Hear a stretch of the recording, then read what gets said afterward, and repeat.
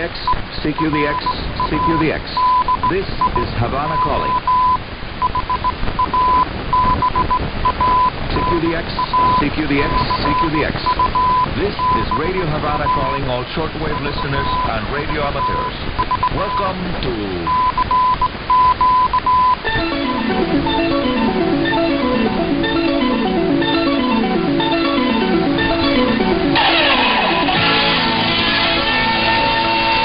DXers Unlimited, Radio Havana's weekly feature dedicated to the fascinating world of radio communications. Hola, amigos radio aficionados. Hi, my radio Havana friends all around the world. Yes, it is time right now to enjoy about 10 minutes of all radio Havana-related information coming to you from sunny, beautiful La Havana, Cuba. I'm the host, Arnaldo Arnicoro, and here is item 1 of today's show. Yes, item 1, happy birthday to you, Radio Havana Cuba. Happy birthday. Sí, amigos, yes, my friends, we miss a me. Our beloved station is celebrating today its 57th year on the air. And for me, this is a very significant moment because I was an 18-year-old junior radio technician in 1961 when our signal went on the air for the first day of May of 1961 under the name of Radio Havana Cuba. We have been on the air previously since the 24th of February as Radio Onda Corta Experimental Cubana, the Cuban experimental shortwave station, but it was Mayday 1961 when we adopted the name Radio Havana Cuba forever. I remember very well my regular visit to the still to be finished Bauta transmitting station where our first transmitters and antennas were in the process of being installed with the technical advice from a senior Brown Boveri Corporation Swiss engineer known to us as Mr. Faust. My command of the English language helped a lot to communicate with Mr. Faust, who gave to the installers all his know-how about high-powered shortwave broadcast transmitters. He was a true professor. Cuba had bought to Brown Boveri of Switzerland 4 transmitters. 2 were capable of delivering 100 kilowatt full modulation 100%, and 2 smaller ones 10 kilowatt. Several other accessories were part of the business deal with the Swiss company that included the technical advice and training of the Cuban engineers and technicians involved in the very complex installation of the equipment.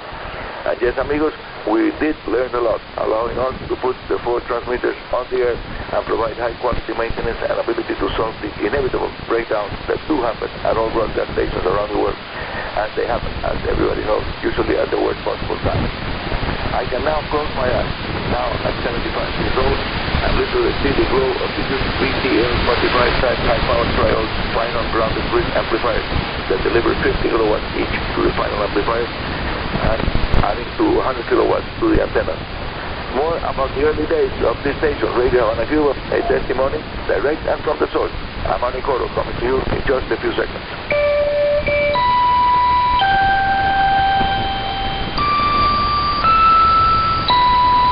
Yes, this is Radio Havana Cuba, celebrating its 57th anniversary on this first day of 2018. Amigos, beautiful day here in Havana, Cuba. A very nice, beautiful day. And here is more about the early days of our station. And now, with the now well-known Cuban ingenuity, we solve the many hurdles that happen every day during the startup period of the station.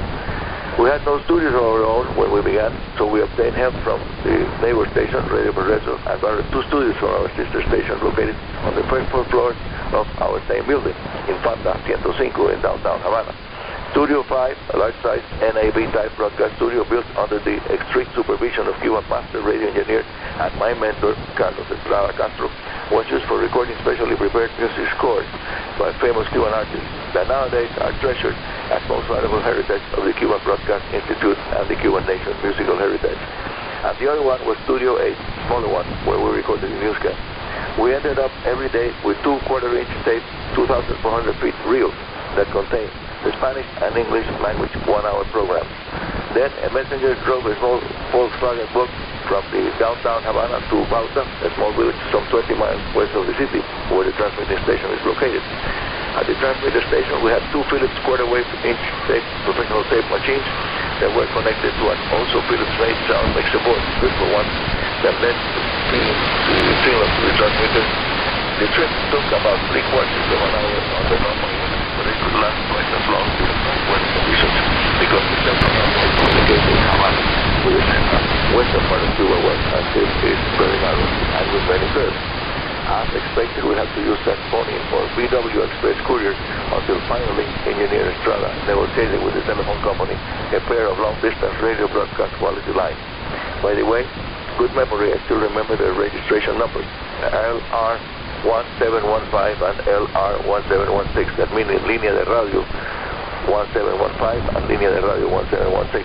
It was where we had to tell the phone company repair department every time we had problems with the audio feeds, and we had many. Then, a few months later, we received two beautiful brown Bowery UHF Studio to transmitter links and installed them at the rooftop of the nearby to our station, Havana Libre Hotel, that provided a clear, unobstructed path to mount the transmitting station's new tower, specially installed for the purpose of the STL, or Studio to Transmitter link. Then, our signal quality improved, and the Studio to Transmitter links were under my care for quite some time. I was in charge of them. Nowadays, we send our studio signals to the transmitting stations using highly reliable fiber optic cables that sound beautiful.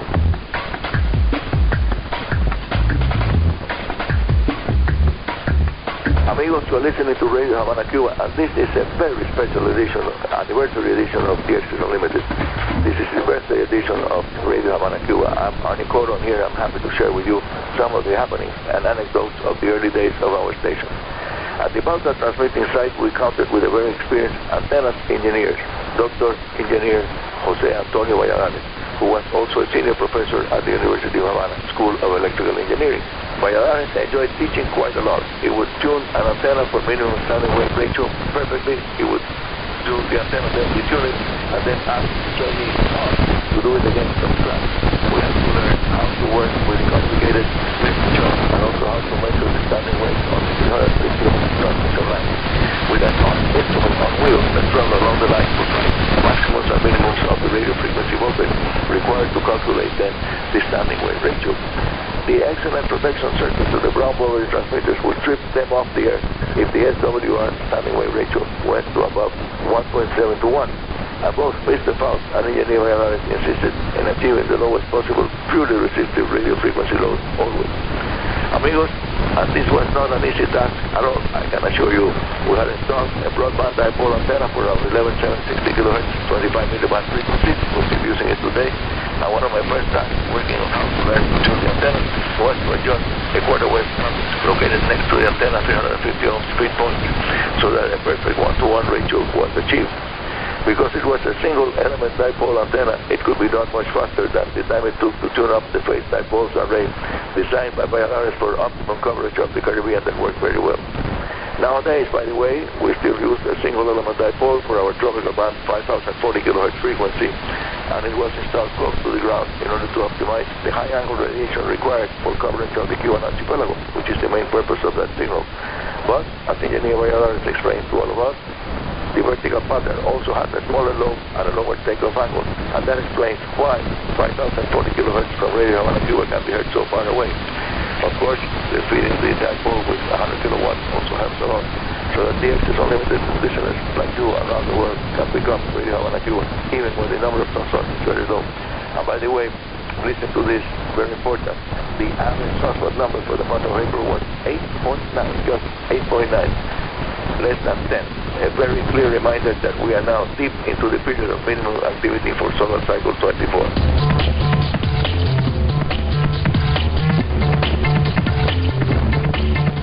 Of course, there are many more anecdotes about the early days of our station, like, for example, why I was asked by RAC Director Marcos Romana to read an English language newscast one day that our regular announcer called a little sick. Marcos told me, Arnie, I know you went to an English language school, elementary school. Maybe you could help out and share your time between the engineering department and on the air announcing. Something that led eventually to the creation of the DXers Unlimited show and our breakthrough science and technology features that you listen here regularly over Radio Havana Cuba. Asked by a colleague when I was planning to retire, yes, he asked me, Arnie, ¿cuándo te retiras? When you are going back home, retiring? My reply was that working at Radio Havana Cuba, at the ICRT, the Cuban Broadcast Organization, was something that I enjoyed very much.